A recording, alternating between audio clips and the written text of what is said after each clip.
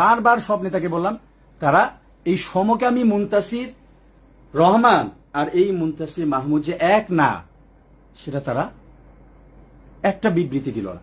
আমি মাদ্রাসায় পড়ছি, তানজিউল উম্মাহ ক্যাডেট মাদ্রাসায় পড়ছি, আমি হাফেজ হয়েছি, আমি এই তেজগাঁও কলেজ মসজিদে খতম তারাবির নামাজ পড়াইছি 12 বছর।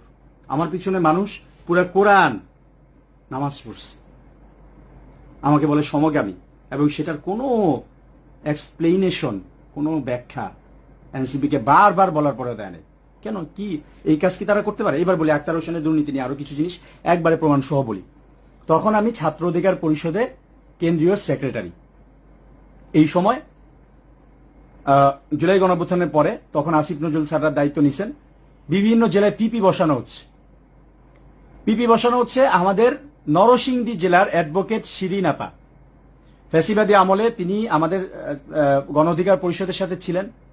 তার ছেলে যে তমাল, গোলাম রেশাদ তমাল আমাদের ছাত্র অধিকার পরিষদের যুগ্ম আহ্বায়ক ছিলেন, কেন্দ্রীয় যুগ্ম আহ্বায়ক ছিলেন। আমি ছিলাম তখন ছাত্র অধিকার পরিষদের কেন্দ্রীয় সেক্রেটারি, মোল্লা রহমতুল্লাহ ছিল সভাপতি। আমরা নূর থেকে বের হয়ে আসা অংশ।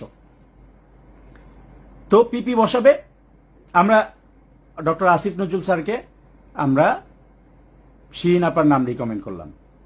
আক্তারের লোকজন কি করলো, তার একটা পিএস ছিল তখন ঢাকা ইউনিভার্সিটির আরেকটা ছেলে আতিক মুন্সি, সে আক্তাররা শিরিন আপার নাম কেটে দিয়ে সেখানে আরেক মহিলা থেকে টাকা খেয়ে তার নাম দিয়ে দিল।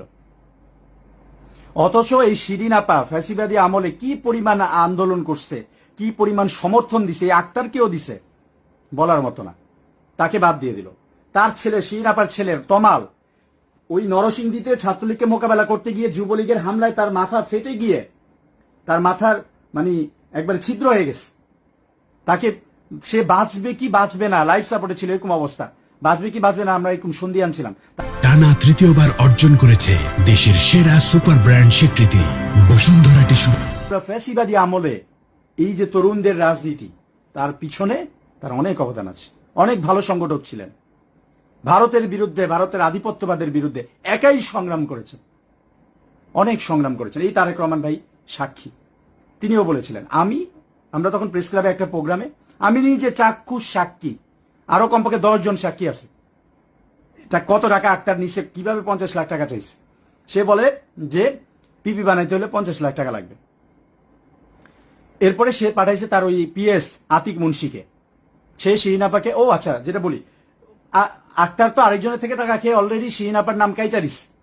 শিরিন আপার নাম কেটে দেওয়ার পরে আমরা তারেক ভাই